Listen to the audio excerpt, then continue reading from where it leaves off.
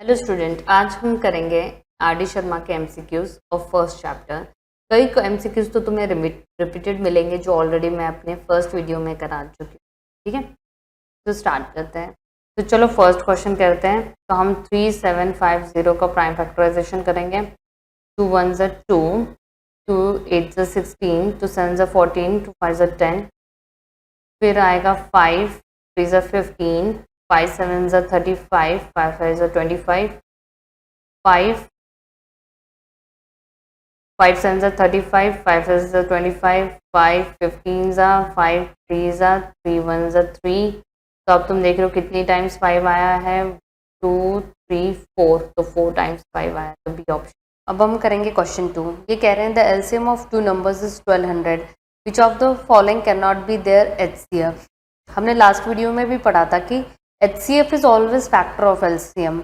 इसका मतलब क्या है कि जो एचसीएफ है उसने एलसीएम को कम्प्लीटली डिवाइड करना चाहिए। तो हमें पता है कि 1200 को 600 से डिवाइड करोगे तो 2 आ जाएगा। ठीक है, 400 से डिवाइड करोगे तो 3 आ जाएगा, 200 से डिवाइड करोगे तो 6 आ जाएगा। बट जब तुम 5 से डिवाइड करोगे it will not completely divide, तो इसलिए it can not B HCF. अब इसमें इन्होंने थर्ड क्वेश्चन में कहा है कि n is equals to this then the number of consecutive zeros in n। देखो याद रखना है कि अगर तुम्हें किसी भी नंबर में जीरोस चाहिए तो उसके प्राइम फैक्टराइजेशन में 2 भी होना चाहिए, 5 भी होना चाहिए, ये रूल कंपलसरी है। अब यहाँ पे 2 का क्यूब है, 5 का 4 है, तो याद रखना है जो लोएस्ट है वो कॉमन होना चाहिए। ठीक है, तो इसका मतलब यहाँ पे 3 होना चाहिए, तभी वो कितने जीरोस आएंगे, 3 जीरोस आ जाएंगे। 10 का क्यूब हो जाएगा 1000 हो जाएगा, 3 जीरोस आ जाएंगे। तो कौन सा ऑप्शन है, बी ऑप्शन। फोर्थ में ये कह रहे हैं कि the sum of exponents of prime factors 196। तो हम 196 का प्राइम फैक्टराइजेशन कर लेते हैं। 2 9 18, 2 8 16, 2 49, 7 7 49, 7 1 7। तो हमें देख रहा है कि दो प्राइम नंबर्स, अगर हम इसको लिखे तो क्या लिखेंगे, 2 का स्क्वायर इंटू 7 का स्क्वायर। इनका कहना है कि एक्सपोनेंट्स का सम कितना होगा, तो 2 + 2 कितना हो जाएगा, 4 हो जाएगा। अब आते हैं फिफ्थ क्वेश्चन पे। ये कह रहे हैं if two positive integers A and B are written as A और बी ऐसे फॉर्म में है, where X and Y are prime numbers, then the result obtained by dividing the product of the positive integers A and B. अगर हम ए और B का product निकालें तो प्रोडक्ट क्या आएगा, तो हमें पता है प्रोडक्ट में इनके जो पावर्स है वो ऐड हो जाएंगे, तो ये हो जाएगा x⁴ एंड y⁵ हो जाएगा। और किससे डिवाइड करना है, इनके एलसीएम से। तो पहले हम एलसीएम ढूंढ लेते हैं। एलसीएम में याद रखना है कि हाईएस्ट पावर वाले टर्म्स चूज होंगे, तो x में हाईएस्ट x³ है, y में हाईएस्ट y³ है, तो ये इनका एलसीएम क्या आ जाएगा, x³ y³। तो हमें इस प्रोडक्ट को एलसीएम से डिवाइड करना है, तो ये आ जाएगा x³ y³। अब इसको सॉल्व करो तो तुम्हें पता है डिवाइड फॉर्म में तो इनके पावर सब्ट्रैक्ट होंगे, तो x⁴ - 3 हो जाएगा, y⁵ - 3 हो जाएगा, जो कि आएगा xy²। और ऑप्शन कौन सा है, बी ऑप्शन है। ठीक है, सिक्स्थ क्वेश्चन में इन्होंने तुमसे पूछ रखा है अगेन एलसीएम। तो अभी मैंने बताया कि इनके हाईएस्ट पावर यूज होंगे, तो यहाँ पे p³ इज हाईएस्ट और q में q² इज हाईएस्ट, तो इनका कॉम्बिनेशन क्या आएगा, p³ q² आ जाएगा। अब ये कह रहे हैं कि सिक्स क्वेश्चन में एचसीएफ ढूंढो, तो जो इनके पार्टनर्स रिमेनिंग है ना, ये लोएस्ट फॉर्म में है, और एचसीएफ में हमेशा हम लोएस्ट फॉर्म यूज करते हैं, तो क्या आ जाएगा, PQ आ जाएगा, that is A option. Eighth में अगेन एचसीएफ मांगा है, तो लोएस्ट वाले को चूज करो। P में लोएस्ट P है, Q में लोएस्ट Q का स्क्वायर है, तो कॉम्बिनेशन क्या हो जाएगा, PQ का स्क्वायर हो जाएगा। फिर ये कह रहे हैं कि एचसीएफ ऑफ 95 एंड 152, तो प्राइम फैक्टराइजेशन करो। हम 95 का प्राइम फैक्टराइजेशन करेंगे तो 5 1 5, 5 9 45, तो ये आ जाएगा 19 1 19। अब 152 का प्राइम फैक्टराइजेशन करो। 2 7 14, 2 6 12, 2 3 6, 2 8 16, 2 19 एंड 19 1 19। तो हमें दिख रहा है कि कॉमन क्या है दोनों में, 19, तो इसलिए इनका एचसीएफ क्या हो जाएगा, 19 हो जाएगा।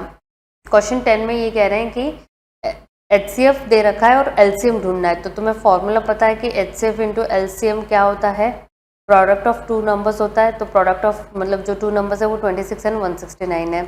अब एचसीएफ हमें 13 दे रखा है, एलसीएम हमें ढूंढना है, तो हम क्या करेंगे, यहाँ पे 13 से डिवाइड कर देंगे, तो ये आ जाएगा 26 इंटू 169 अपॉन 13।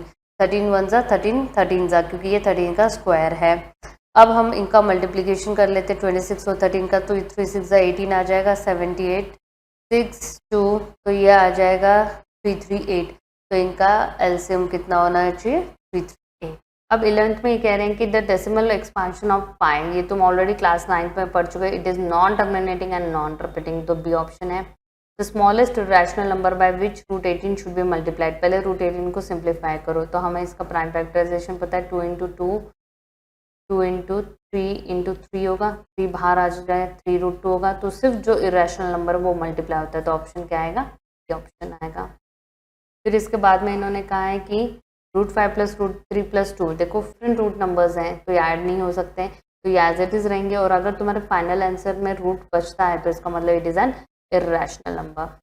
अब इसका एलसीएम का है, तो एलसीएम में हाईएस्ट पावर चूज करो, तो 2 में हाईएस्ट ये है, 3 में हाईएस्ट ये है, और सिंपली इनका मल्टीप्लिकेशन एलसीएम होता है, तो सी ऑप्शन। फिर ये कह रहे हैं कि HCF of 2 number is 18 and the product is 12960, तो एलसीएम कितना होगा, तो सिंपली 12960 को 18 से डिवाइड कर दो, तो हम वैसे लोएस्ट फॉर्म में कर लेते हैं 18 को, तो ये आ जाएगा 2 6 12, 2 4 8, 2 8 16, 0, 2 9 18, ठीक है। फिर हम 3 से देखो 3 की टेबल में आते हैं, 8 + 4 12, 12 + 6 18, यस, तो 3 3 9, 3 2 6, 3 1 1, 3 6 18, 0, अगेन 3 से डिवाइड करो, तो 3 7 21, 3 2 6, 0, तो 720 ये एलसीएम। अब ये कह रहे हैं कि pi is always an rational number, हमने क्लास 9th में कर लिया था। अब ये कह रहे हैं the total number of factors of a prime number, कोई भी प्राइम नंबर ले लो, 2 ले लो, 3 ले लो, 5 ले लो, 7 ले लो, इनमें फैक्टर्स हमेशा क्या होंगे, 1 होगा और खुद का नंबर होगा जो भी नंबर तुम ले रहे हो, तो इसलिए इसके पास टोटल फैक्टर्स कितने होंगे, 2 होंगे। अब ये कह रहे हैं एचसीएफ एलसीएम ऑफ 12 21 15 रिस्पेक्टिवली ढूंढो, तो बहुत ही ईजी क्वेश्चन है। एलसीएम के लिए तो हम इनका प्राइम फैक्टराइजेशन करेंगे, तो ये क्या आ जाएगा, 2 इंटू 2 इंटू 3 आ जाएगा। फिर हम 21 का ढूंढेंगे तो 3 इंटू 7 आएगा, और 15 का ढूंढेंगे तो 3 इंटू 5 आएगा, तो कॉमन इसमें क्या दिख रहा है, हमें 3 दिख रहा है, तो इसमें ए सी और डी ऑप्शन हो गया, पर हमें एलसीएम ढूंढना पड़ेगा। फिर 12 21 15, तो ये हो जाएगा 3 4 12, 3 7 21, 3 5 15, 2 2 4 7 5, 2 1 2, फिर ये आ जाएगा 7 1 1 1 5 और 5, सिंपली इनका मल्टीप्लिकेशन होगा, तो अब मल्टीप्लाई कर लो, 3 2 6, 6 2 12, 35 को 12 से मल्टीप्लाई करना पड़ेगा, तो 10 2 3 6 7 5 3, तो ये हो जाएगा 12 420, तो ऑप्शन कौन सा है, C option.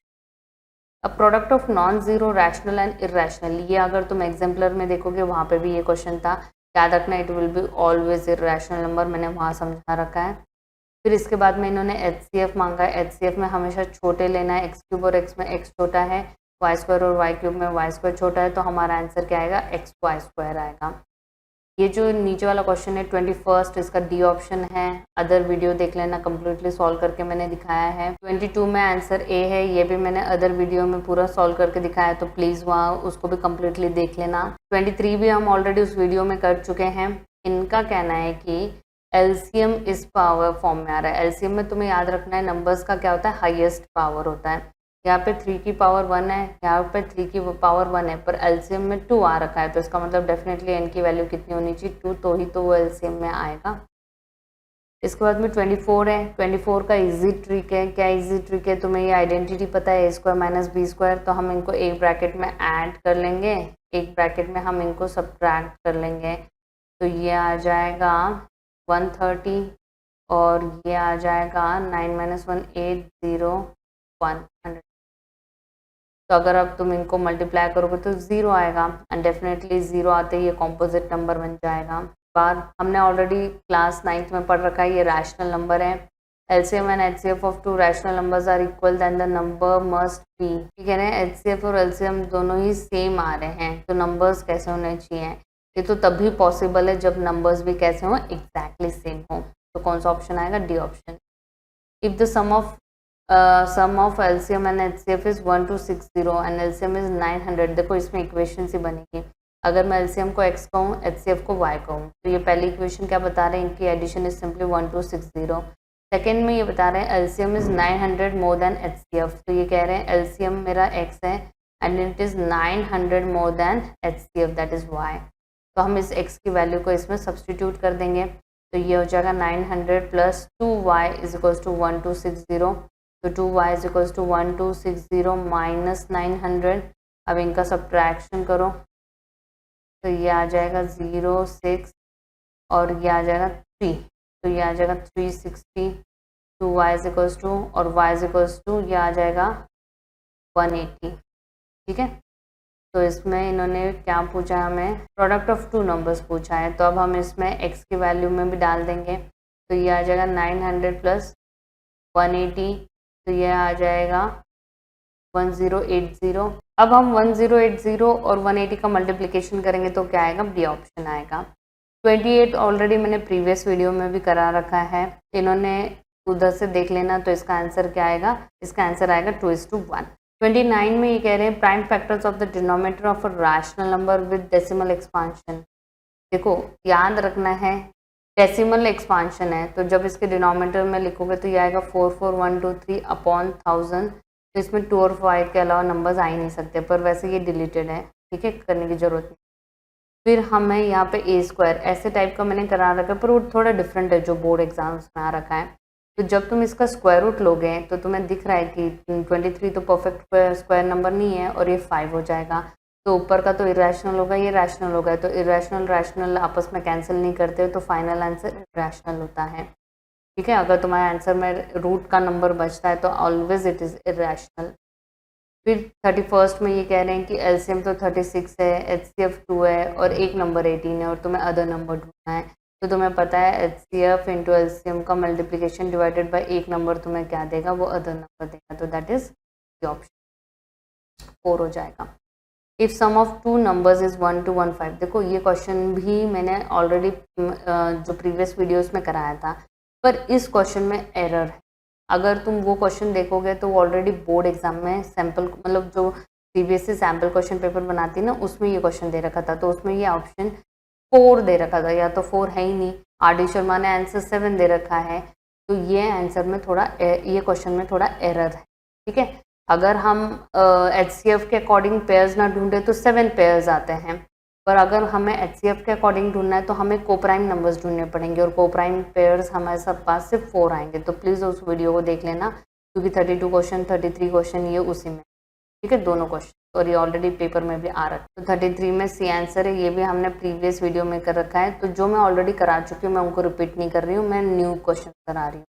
How many prime numbers are of the form 10n+1 where n is natural number. ये कह रहे हैं कि 10n+1 के फॉर्म में कितने प्राइम नंबर्स आएंगे। अगर हम n की वैल्यू 1 से स्टार्ट करेंगे 9 तक डालेंगे, तो 1 डालेंगे तो 11 हो गया, ठीक है, 2 डालेंगे तो 21 हो गया, 3 डालेंगे तो 31 हो गया, 4 डालेंगे तो 41 हो गया, 5 डालेंगे तो 51, 6 डालेंगे तो 61, 7 डालेंगे तो 71, 8 डालेंगे 81 एंड 90, 10 तो डालना है। अब इसमें से इन्होंने क्या कहा है, prime numbers. 11 is a prime, 21 prime नहीं है, 31 is a prime, 41 is a prime, 51 नहीं है, 61 is a prime, 71 is a prime, 81 prime नहीं है, 91 प्राइम, 91 13 और 7 की टेबल में आता है, ठीक है। तो 1 2 3 4 5, तो ए ऑप्शन। फिर इन्होंने कहा any one of the numbers a+2 a+4 is a multiple of. Example देख लो, अगर मैं a की वैल्यू 2 डालूँ तो क्या आएगा, 2 + 2 4 + 2 4 6। अब ऑड नंबर डाल के भी चेक कर लो, 1 3 5। Any one of the numbers is a multiple of. Odd में भी और इवन में भी तुम देख रहे हो कि कोई एक ऐसा पर्टिकुलर नंबर है जो कि c की मल्टीपल्स में आएगा, ठीक है, तो ऑप्शन इज बी। 37 में ये कह रहे हैं कि if P and Q R coprime numbers तो उनके स्क्वायर्स क्या होंगे।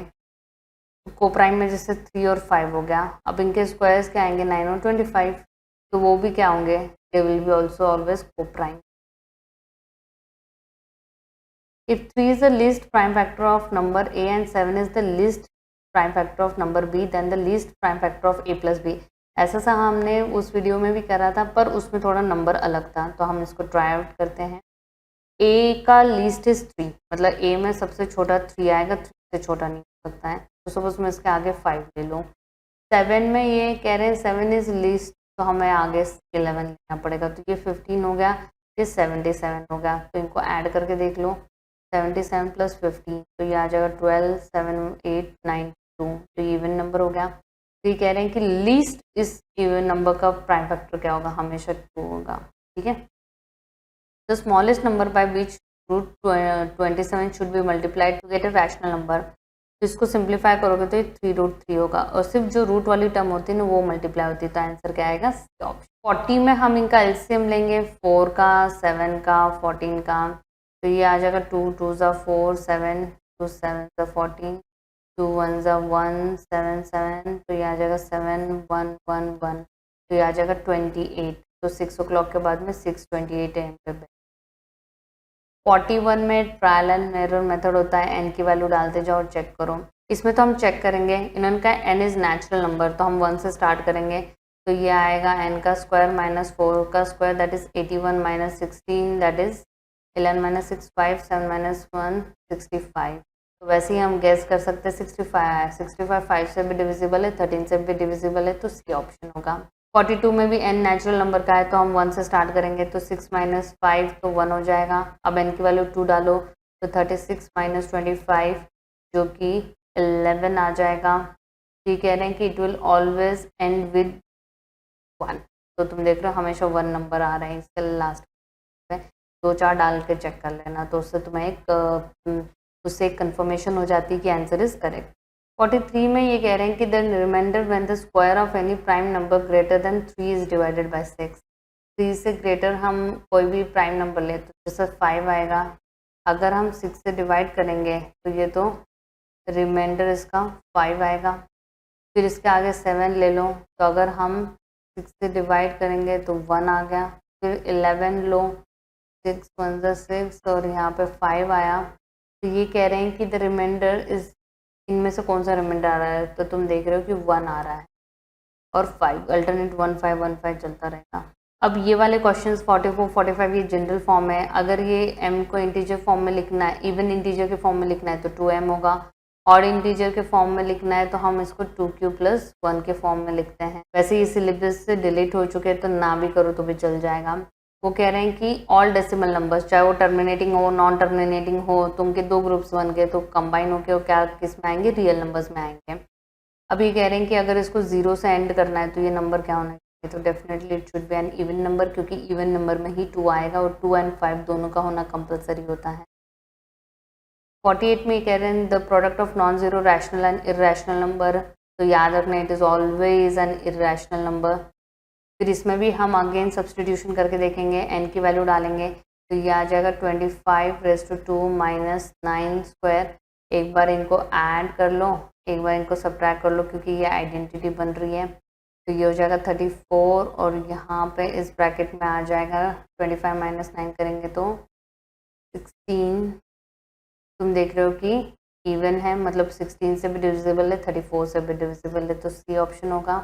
और HCF क्या होता है, HCF is always a factor of all. तो यहाँ पे हमारे RD शर्मा के MCQs कंप्लीट होते हैं। जितने भी MCQs पॉसिबल थे मैंने सारे तुम लोगों को सॉल्व करके दिखा दिए हैं।